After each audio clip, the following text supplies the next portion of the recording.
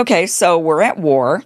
This was something that Trump said we would not be in, but yet here we are in a war. Not only are we in another Middle Eastern war, which he promised we would not be, but we're in a Middle Eastern war with the biggest, baddest Middle Eastern country in the entire region. This is not Afghanistan. This is not Iraq. This is a highly sophisticated society with a highly sophisticated military. And we're now at war with them. As a lot of people are cheering it on, most people are not. Most Americans are against this war. Most Americans do not understand why we're even at war with Iran. They don't understand what exactly was the threat coming from Iran. The administration has lied to us about what that threat was. We first heard that, well, they were building weapons of mass destruction.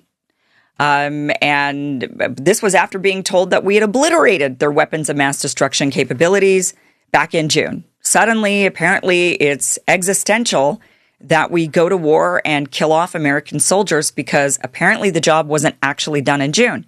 Then we're told, well, no, we're freeing the people of Iran.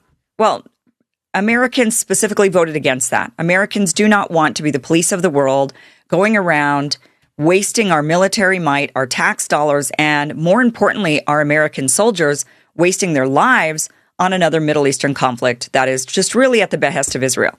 My only conclusion on this is there really must be some really, really awful tapes of Trump in those Epstein files that they've buried. Otherwise, make this make sense. I cannot understand why Trump would march us into another Middle Eastern war after he has campaigned on this for years and years and years not to do, after he criticized previous presidents for getting us into wars.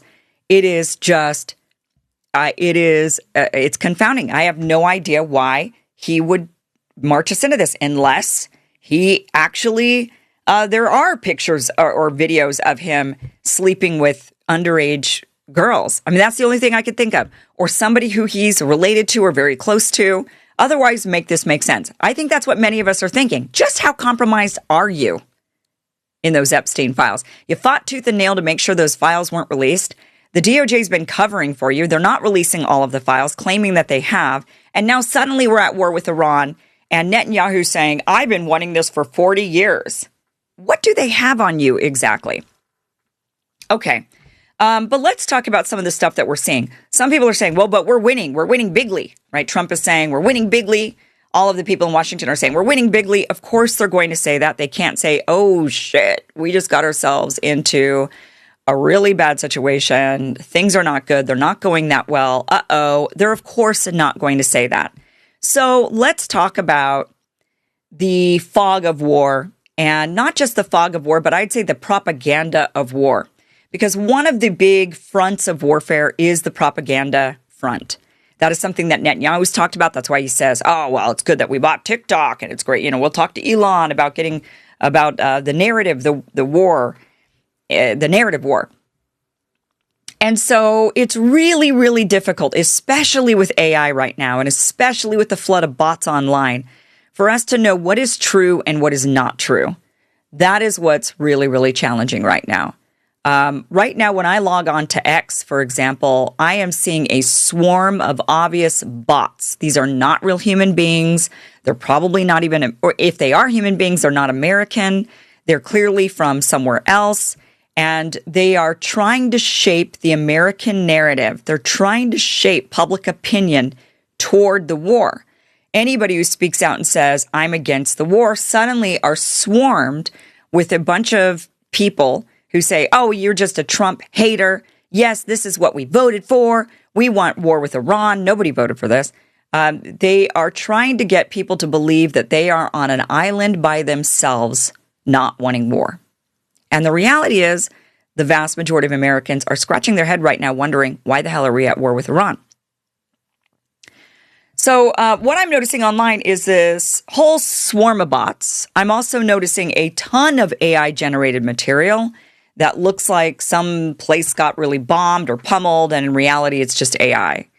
I think it's just important to remember that neither military wants to admit any losses or failures. So it's very, very, very difficult in wartime to get the truth. It is very difficult to know what is real, what isn't real, what are the real losses, what are the real hits, what are the real failures, what are the real successes. It's difficult to know what is what. And we're going to go over a list of things that are not quite true, or at least they've been refuted or disputed by either side. First of all, Trump says that that Iran has been pummeled. He's saying a lot of things that are extremely contradictory. Basically, every interview, Donald Trump says something contradictory. On one hand, he says it's only going to take us 4 days. It's a 4-day operation. Then it turned into a 4-week operation. Then he's saying that, okay, we might need to have boots on the ground. So we're seeing this kind of shift happen. Then he says, well, the leadership of Iran has been pretty much eliminated. They have no navy. We're controlling the skies, right? We're hearing all of these various narratives. What is the truth? But let's first listen to Trump talk today about the war. This was his update. I didn't think it could happen to me, but just recently someone stole my information and actually bought a car under my name in Texas. While I was standing in the Idaho DMV getting my new driver's license, a thief was driving off the dealer lot pretending to be me. And I only caught it because I was getting bombarded with alerts. Now imagine if I hadn't seen them in time. And this is exactly why today's sponsor, Aura, matters. If you've ever wondered how scammers get your personal info, your phone number, your address, even where you supposedly work, it's because of data brokers. These shady companies collect your data and sell it to anyone, from marketers to scammers, and they make billions doing it. They don't ask your permission. And while they're legally required to remove your info if you ask, they make the process nearly impossible on purpose. Believe me, I'm going through it right now. But if I had Aura set up before, this thief would have had a much harder time. Aura automatically scans and scrubs your information from those data broker sites, and then it keeps it off. It also gives you real-time fraud alerts, so instead of finding out a day later that someone used your name, you get notified right away. That's the kind of tool I wish I had in place when all of this happened. But Aura is more than just removing your data from shady brokers. It's an all-in-one digital security app. It alerts you if your personal info is found on the dark web. It monitors your credit and bank accounts in real time. It gives you a secure VPN, password manager, antivirus, and more. And if something does happen, Aura covers you with up to $5 million in identity theft insurance and 24/7 US-based fraud support. The fact that companies profit off of our stolen data while we're left vulnerable is outrageous. I learned that the hard way. But I'm not leaving myself unprotected anymore, and you shouldn't either. Protect yourself and your family with Aura. Try it free for 14 days at aura.com/Kim Iverson. And in just 2 weeks, Aura will show you where your personal data is being exposed and start scrubbing it off the internet automatically. Again, that's aura.com/Kim Iverson.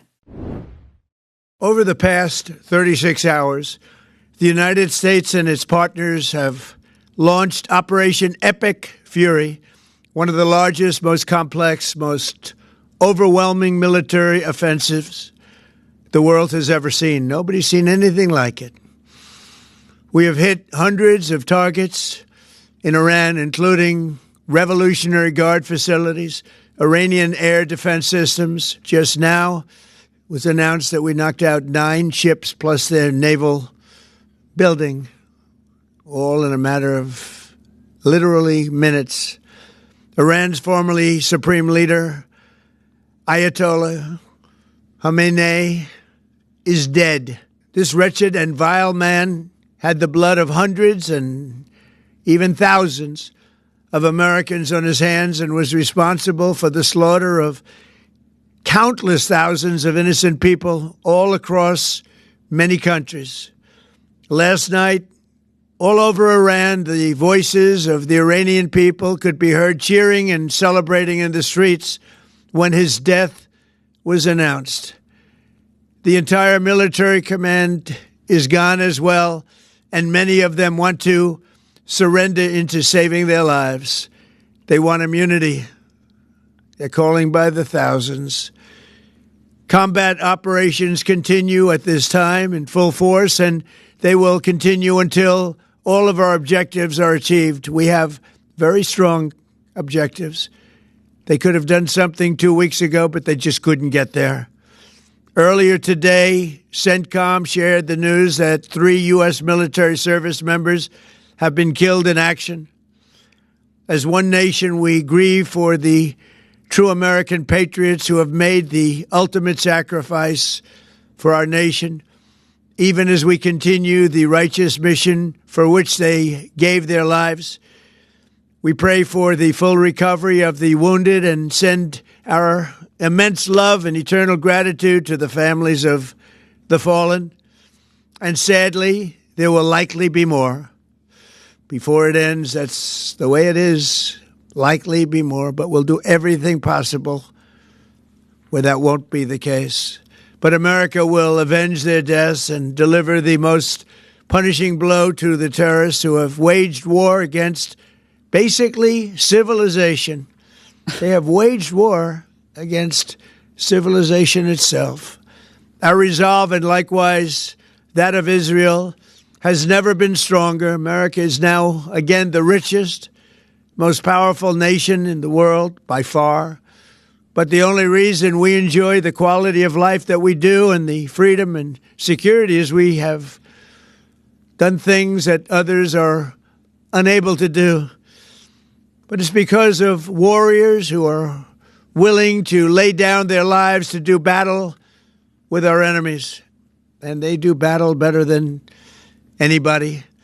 An Iranian regime armed with long-range missiles and nuclear weapons would be a dire threat to every American. We cannot allow a nation that raises terrorist armies to possess such weapons that would allow them to extort the world to their evil will. Not going to let it happen. We're not happening to us, and we're not going to let it happen to others. It's already happened. The United States has the strongest military the world has ever seen. I rebuilt our military in my first term. There's never been a military like we possess. And frankly, there's nobody even close, but we are now using that military for good. We want to have it for good purpose.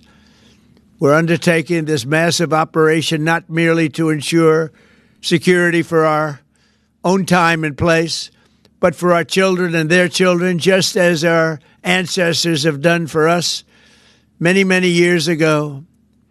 This is the duty and the burden of a free people. These actions are right and they are necessary to ensure that Americans will never have to face a radical, bloodthirsty terrorist regime armed with nuclear weapons and lots of threats. For almost 50 years, these wicked extremists have been attacking the United States while chanting the slogan, "Death to America" or "Death to Israel" or both. They are the world's #1 state sponsor of terror.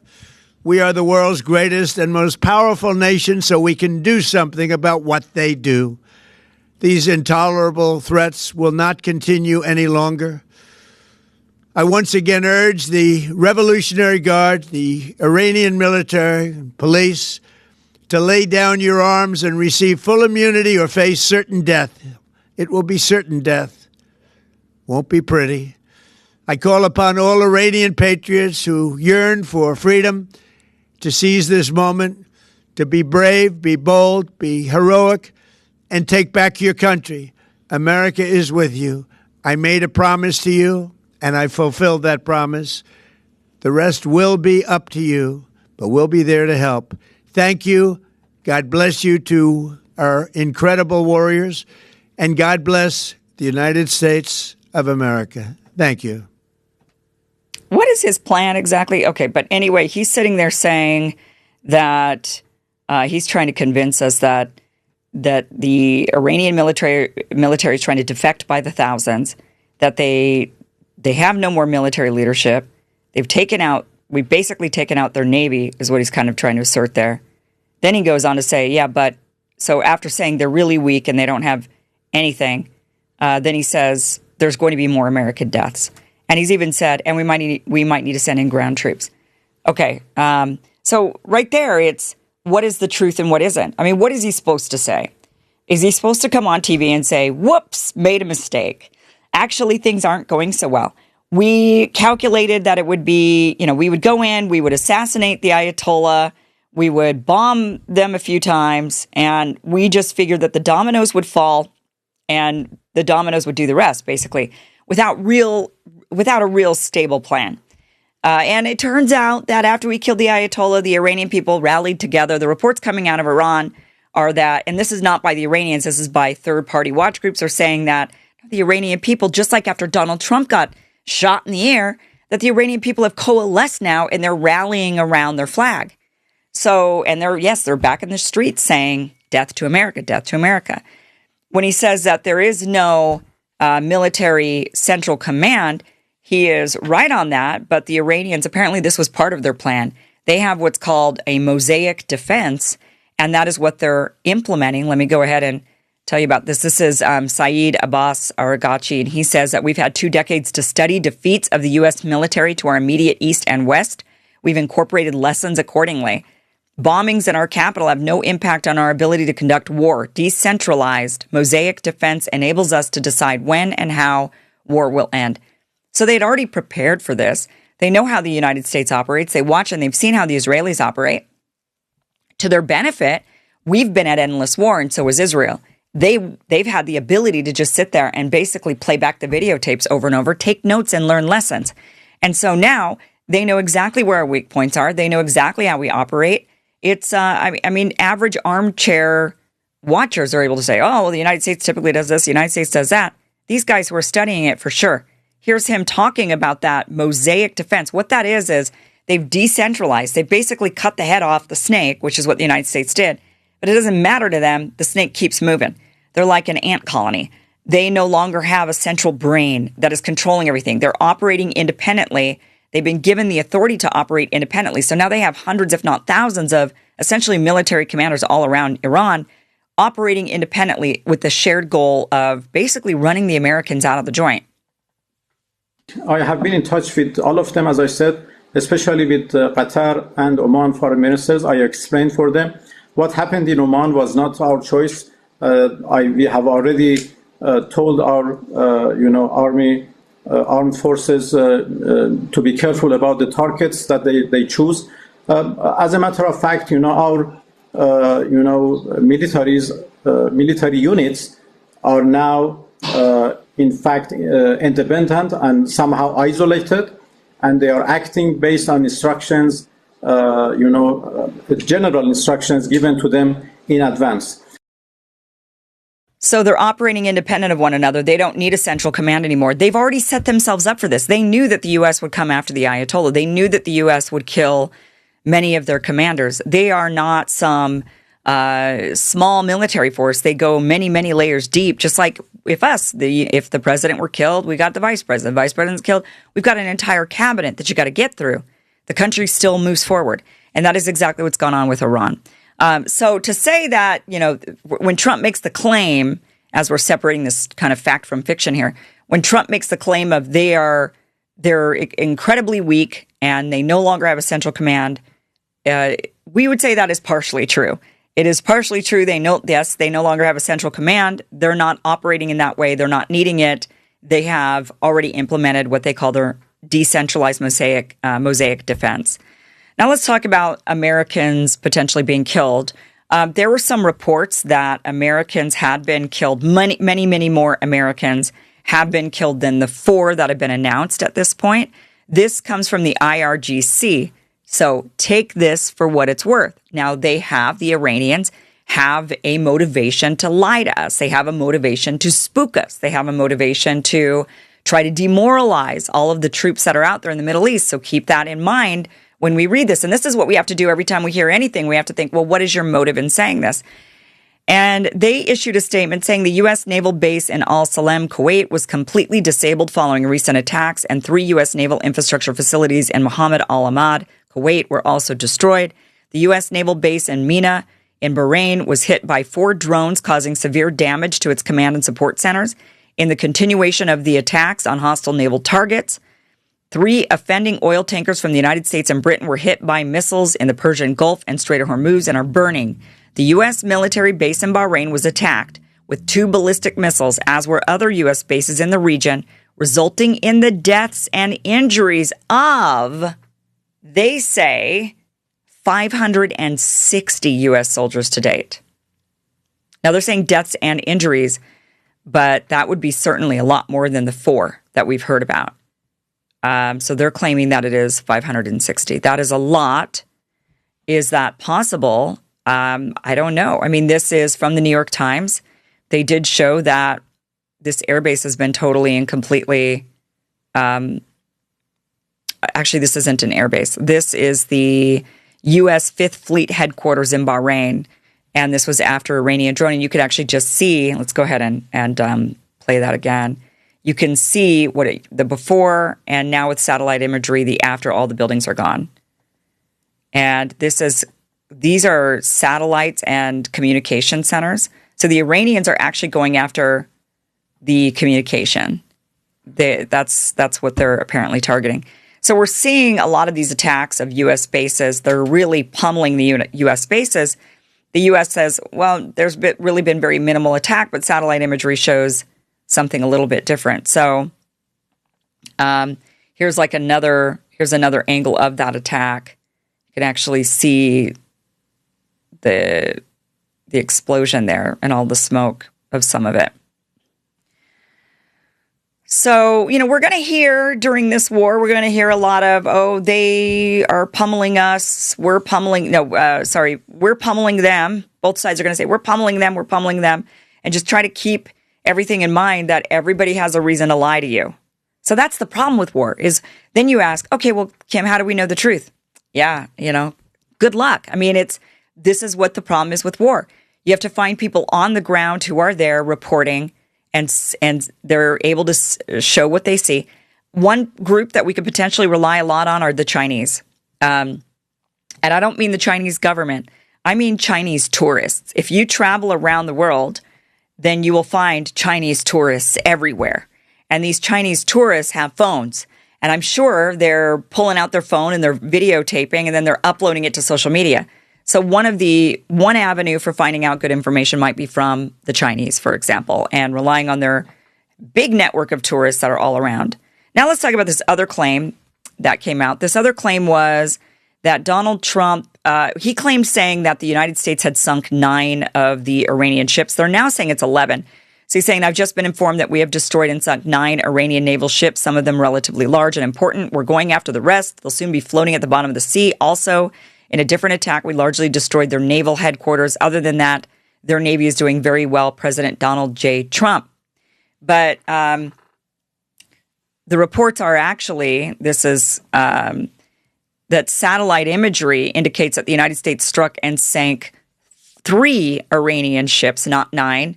2 of them were more than 50 years old. They were among the oldest active ships in Iran's fleet. They were still operational, even though they were old. They were used for coast patrol, escort missions, surveillance in the Persian Gulf and Gulf of Aden, and they were equipped with radar systems, naval guns, and anti-ship missiles. And the reports are that those 2 were sunk, as well as a more modern ship, which was commissioned in 2010.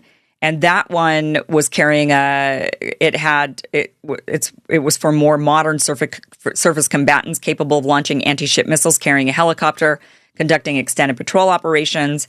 It had previously seized U.S. unmanned vessels in 2022 and operated near the Red Sea during heightened regional tensions. So we do have confirmation from satellites. That's the thing is governments are going to say, we've got 9 of we sunk them to the bottom of the ocean. It's like, well, now we have satellites and we're actually able to see what you did and you sunk 3. So 3 is not 9. And 2 of them being really old, that doesn't really quite count. I mean, well, it counts, but, it's not like, oh, yeah, you've just totally taken over their Navy. Here's another claim here. This is about F-15s. 3 F-15s were shot down.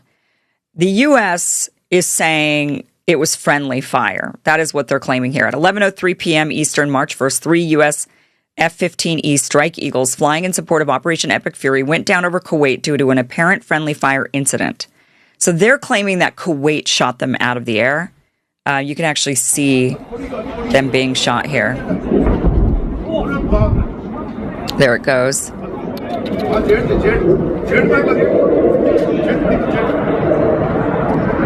Okay, so F-15s, being shot out of the sky, one of them is insane for that to be shot down. 3 in a row is what the hell is going on here?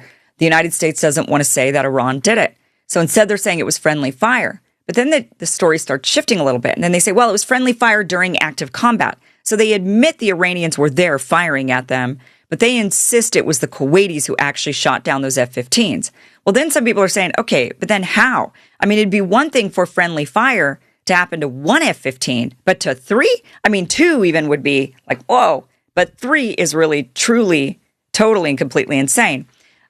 This is a tweet from Adam Cochran. He says, the F-15 friendly fire claim is either lie or a U.S. command failure, but something is off. After talking to experienced military sources, here's how we know the reporting is cover. Kuwait uses 3 types of air defense systems: Patriot, Improved Hawk, and SHORAD. A SHORAD-type air defense would not reliably take down an F-15. An Improved Hawk could hit an F-15, but because a Hawk requires constant radar illumination, the pilot would be alerted to the lock by radar detection. Okay, so it would have to be the Patriot system. And he says the Patriot system can reliably strike targets like an F-15, and so we know it's likely this was a system used. Patriot systems rely on multiple ID types to engage a target, radar track behavior rules, IFF signature, Link 16, all of these things that are required for the Patriot system to take down an F-15, which means, and he says right here, our agreement with Kuwait is to operate regionally requires sharing all air tasking orders in their airspace. So after a single friendly fire, joint emergency command orders would need to be shared with Kuwait in order for Kuwait to hit 3 F-15s with Patriot friendly fire in one night would require all of the following. We didn't share IFF encryption keys or ID data with them. We were not broadcasting IFF. We did not share Link 16 data with them. We did not share air tasking orders with them. We did not share emergency alerts with them after the first ejection took place. This, so he's saying this would have been this was either a lie and that Kuwait did not shoot down these F-15s, which is likely considering they admitted to being in active combat with Iran at the time, or it was just an extreme failure, an extreme operational failure to take down 3 F-15s. There is just no way that is a believable story, guys. Iran shot those F-15s down. And the thing is that the United States doesn't want to admit that because that is a massive, these are multi-billion-dollar planes each. This would be a massive failure for the United States to have those F-15s taken down. So that story is one that we would say is not totally believable that friendly fire took those F-15s down. Here is another one, another kind of, fog of war lie or just a narrative, a propaganda lie. So Iran, now, and I do want to say that a lot of the stuff I'm seeing is the propaganda coming from the West. So I'm able to say, oh yeah, our government is lying. The Iranians, I'm sure, are lying just as much. We're just not getting that information. They're lying to their population. They're also lying to us. But they're mostly lying to their own population, would be my guess, just like our government's mostly lying to us. And then they, of course, try to feed out some information out to Iran to make them frightened. So that's why I'm picking mostly on our government on this. It's because that's just the information we're getting here. So the Wall Street Journal says that Iran is now, after a couple of days of the war, Iran's now begging for talks with the United States, peace talks with the United States. And this was reported in the Wall Street Journal, which is notorious for having deep ties to the government apparatus and the CIA and the deep state. Yet the Iranians say this is a lie. We're not negotiating. We will not negotiate with the United States. Iran has already said, we don't plan to negotiate with you. Every time we've gone to the negotiating table with you twice, you bombed us twice. You went to the negotiating table with Hezbollah and you killed them all when they were meeting with you for negotiation. You cannot be trusted to negotiate with. There will be no negotiation with you. So that's a lie. They're not running to the table to negotiate, but they want us to believe that because then we say, rah, rah, we're winning, right? I mean, the narrative that needs to come out of Washington is rah, rah, we're winning, rah, rah, we're winning. And that is, that's what they need the narrative to be. Okay, here is another lie. Let's see what lie this one is. What are we looking at here? Okay, this was about Aramco. In Saudi Arabia, the Aramco oil refinery has been hit, and the blame was going to be on Iran, and Iran comes out and says, hey, wait a minute, we didn't do this. They say the Revolutionary Guard, citing a military source, the attack targeting Aramco's oil facilities this morning was carried out by the Israelis and serves as an example of a false flag operation. Now, the Saudis have come out, and they've basically said, when they talked about the attack, at first they didn't name any names. Now they're saying It was a missile that was shot. It was an Iranian missile that was shot out of the sky that then the debris came down and hit Aramco. But what are the chances of that? What are the chances of that? So maybe it was the Israelis. Maybe it was the Iranians, right? The Iranians would maybe want to attack the oil facilities to make us all feel a lot of economic pain from the war. The Israelis would have a motivation for hitting the Aramco facilities because it gives them a false flag event to try to get Saudi Arabia to go to get into the war, especially if the war's not going as well as they're claiming. They'd want to try to rope in other countries into the attacks. So this is one of those things. It's hard to know. Saudi Arabia, by saying, "Oh, it was just a missile that was shot out of the sky and debris fell," is a very diplomatic answer. I'm not going to place blame on anybody. It's just you're both firing missiles at each other, and the missiles fell and on our oil refinery. I mean, that's basically what they're saying. And we do have this is some footage of it after it had been hit. So I think it's just important to remember as we go through. I mean, the information is just flying at us. We're getting so much information. We're getting so many different conflicting stories. It's really important to remember that everybody is motivated to lie in war. They are motivated to lie, to say that everything's going better than it is. They're motivated to lie, to say the other side is being destroyed. They are motivated to say all of these things for a variety of reasons. One, to gain public support for continued operations in the war. Two, to spook out the other side, to try to get inside their head, right? To try to get them to want to defect, to try to get them to want to surrender. This is what they do. And the reality is we won't really know the impact of this war for a very long time. Just like right now, we really don't know the impact of the Russia-Ukraine war. We are, 4 years in, and we still actually don't know the numbers of dead, the numbers of casualties. We don't really know a whole lot about that war. They've been able to keep those numbers close to the chest. And that is what I think is going to happen with this Iran war, is that we're going to hear a lot of propaganda coming at us from every angle, which is we're losing, we're winning, they're losing, they're winning. I mean, it's just going to be so many different, we're just going to hear a lot.